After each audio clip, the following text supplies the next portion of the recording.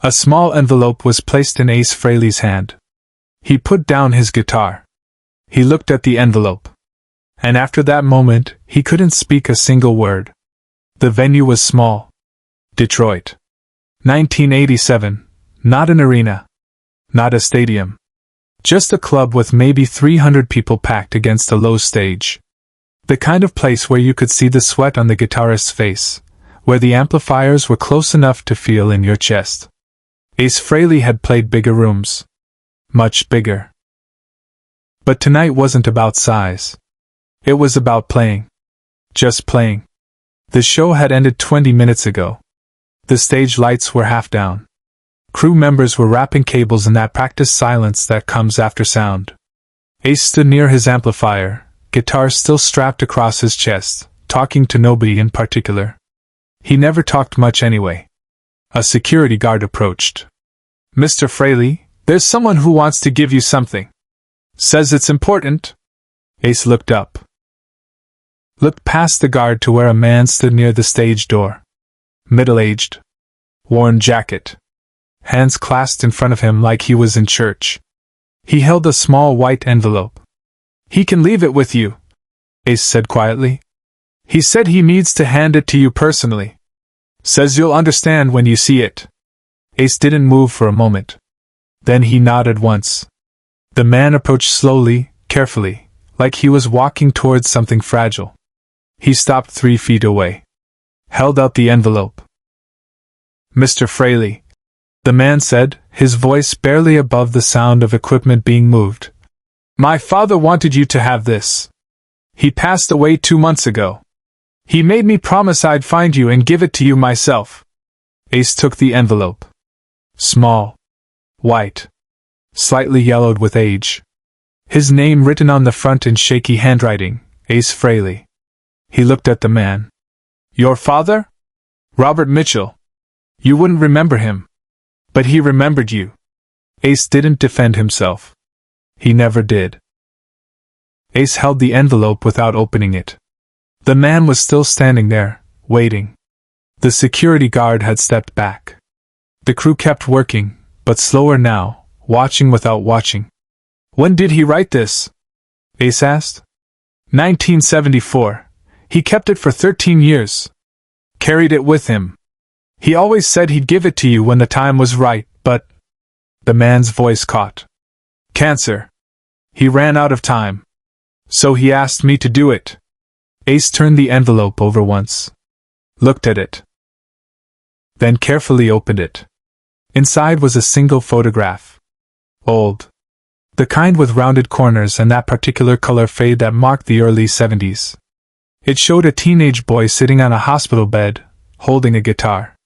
The boy was thin, hospital gown visible under a borrowed jacket, but he was smiling.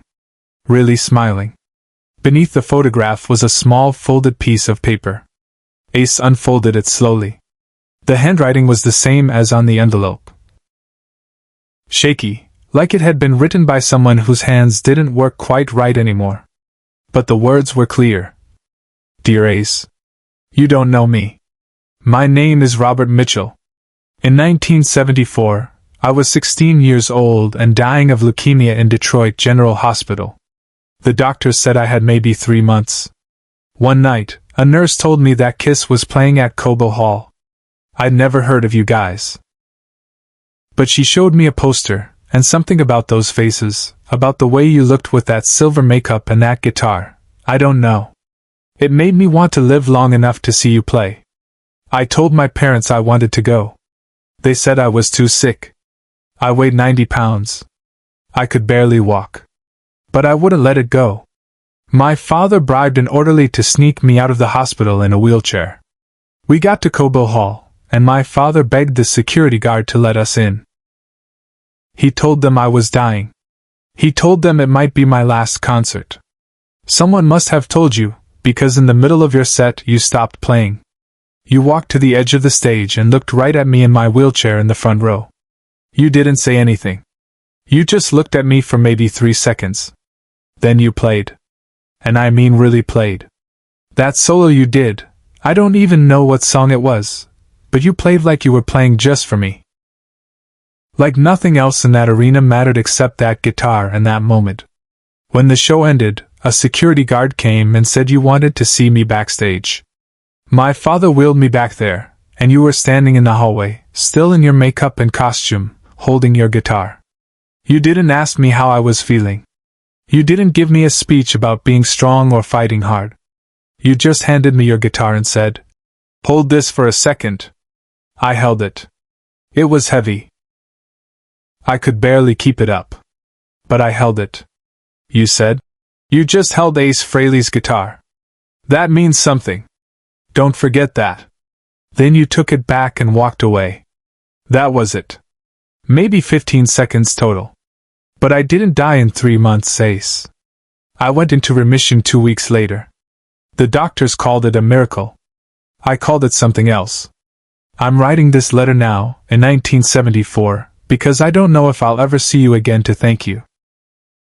But I wanted you to know that you didn't save my life by talking to me or praying for me or giving me advice. You saved my life by letting me hold your guitar. By treating me like I was strong enough to hold it. By not making it about death or sickness or pity. You made it about music. And music doesn't die. Thank you. Robert Mitchell. Ace read the letter twice. The man, Robert's son, was crying quietly. The security guard had turned away. Even the crew had stopped working entirely. Ace folded the letter carefully and put it back in the envelope with the photograph. He looked at the photograph one more time. The boy in the hospital bed holding a guitar that looked too big for him. Smiling like he'd been given something precious. Your father, Ace said quietly. He beat it? He lived another 13 years. Got married. Had me and my sister. He worked as a high school music teacher.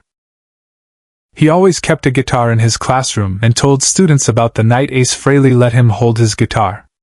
Ace nodded slowly. Put the envelope in his jacket pocket.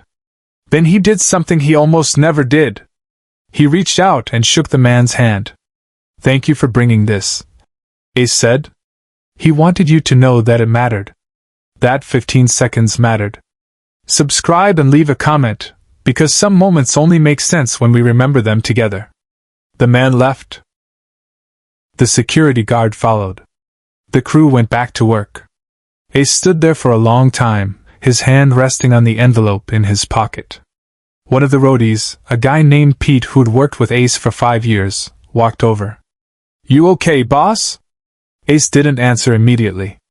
He looked at his guitar, the same model he played that night in 1974, different instrument but same feel, same weight. 1974, Ace said finally. Cobo Hall. I remember that kid. Pete waited. Skinny kid in a wheelchair. Right up front. I remember thinking he looked like he was barely there, like he might disappear if the music stopped.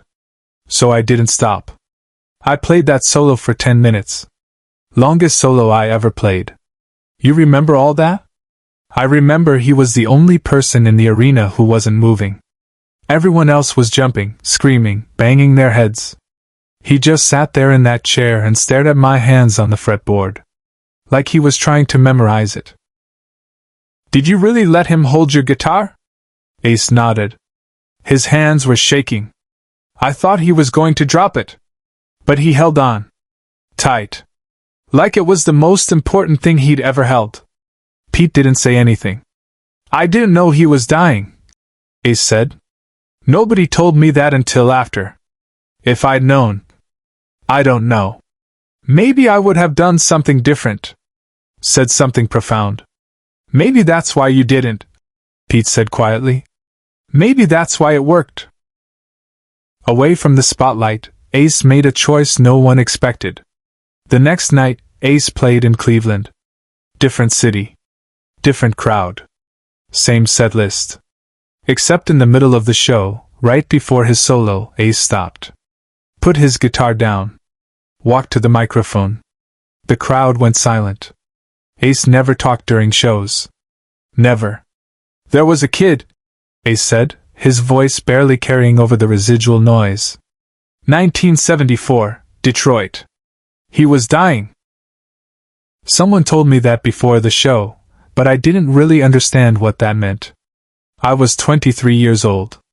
I didn't know anything about dying. The arena was completely quiet now. His father got him to the show in a wheelchair. Put him right up front. And this kid, he just watched. He didn't scream or jump around. He just watched me play. Ace picked up his guitar again. After the show, I let him hold my guitar. I didn't know what else to do. I didn't have any wise words. I didn't know how to make someone feel better about dying. So I just let him hold it for a few seconds. He adjusted the strap. I found out yesterday that he didn't die. He lived. Had kids. Became a music teacher. And before he died, just recently, he wrote me a letter. Carried it for 13 years before his son could give it to me. Ace looked out at the crowd. He said I saved his life? But I didn't. I just handed him a guitar. That's all I did. I handed him a guitar and walked away. He played the opening notes of his solo. Then stopped again. This one's for Robert Mitchell, the kid who held my guitar in 1974. And for every person out there who's holding on to something when everything else is falling apart. What followed silenced everyone in the room. The solo Ace played that night in Cleveland became legendary. Not because it was technically perfect. Not because it was the fastest or the most complex. Because it was honest. Every note sounded like it cost something. Like Ace was paying some price that nobody else could see. The crowd stood motionless. 10,000 people watching one man with a guitar, playing for a kid who died 13 years after he was supposed to. When the final note faded, there was no applause. Not immediately. Just silence. The kind of silence that happens when people don't know how to process what they just witnessed.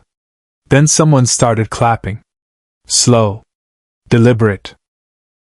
And it spread through the arena like a wave until everyone was standing, until the sound was deafening, until Ace finally nodded once and walked off stage.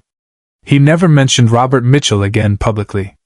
Never told that story in interviews. Never used it for publicity. But he kept the envelope. In his guitar case. Right next to his spare strings and picks. And sometimes, before a show, he'd take out the photograph. Look at it. Remember the weight of that guitar in a dying kid's hands. The photograph showed a boy who was supposed to die but didn't. But more importantly, it showed something else. It showed that you don't save people with words. You save them by letting them hold something real. Share and subscribe. Some stories deserve to be remembered. Years later, after Ace had left Kiss, after the reunion tours, after everything, a journalist asked him about his legacy. What did he want to be remembered for? Ace thought about it for a long time. There was a kid in 1974, he said finally. He held my guitar for 15 seconds. That's what I want to be remembered for. Not the albums. Not the makeup. Just that I let somebody hold my guitar when they needed to hold on to something. The journalist waited for more. Ace didn't give it. He never did. Today, in a high school in Detroit, there's a music classroom with Ace Frehley posters on the wall. Robert Mitchell's daughter teaches there. She tells her students about the night her father held a guitar and decided to live. And in Ace Frehley's guitar case, somewhere on a tour bus, in a dressing room, in storage between shows, there's still a small white envelope. A photograph of a boy who was supposed to die. A letter written 13 years before it could be delivered. And a reminder that real power isn't loud. Real power lets someone else hold the guitar. The envelope never left that case. Through every tour, every breakdown, every comeback, it stayed. Crew members saw it. Techs who packed and unpacked equipment knew it was there. But nobody asked about it. That wasn't how things worked around Ace. Some nights, before walking on stage, he'd touch it. Not open it. Not read it again. Just touch it through the fabric of the case. A reminder that somewhere in the crowd might be another 16-year-old kid who needs to hold on to something. Robert Mitchell's son kept the guitar his father had bought after that night at Cobo Hall. It sits in a case in his living room. He doesn't play it much. But sometimes his own kids ask about it, and he tells them the story of the night their grandfather held Ace Frehley's guitar and decided dying wasn't an option. The letter changed nothing about how Ace played. He didn't become softer or more sentimental. He didn't start giving speeches about hope or survival. He just played. The way he always had. But now he knew that sometimes, for somebody in the darkness of an audience, 15 seconds of holding something real is enough. Enough to tip the balance. Enough to make them stay. That's the thing about Ace Frehley. He never saved anyone with words. He saved them by trusting them to hold his guitar.